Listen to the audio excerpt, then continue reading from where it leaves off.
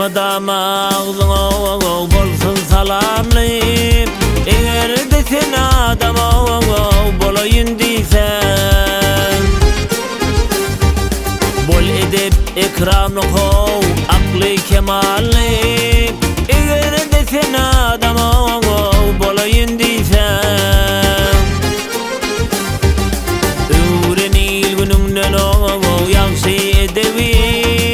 Etme menmelige koğu yürel gedemi. Için batırov vurgul kadamı. Eğer de sen adam bolayın deysen,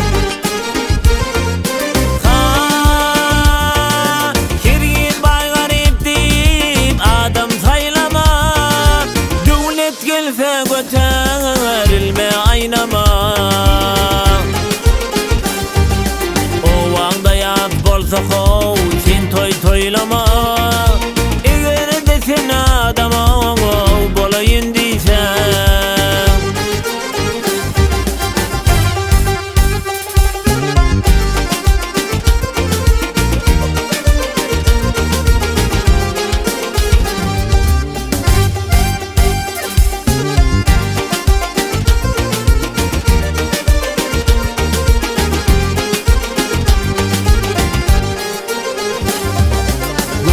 sığmaz yere barma görünme.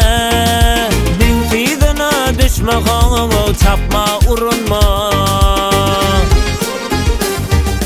Güçlü olup ecilere sürünme. Eğer de sen adam bolayın deysen,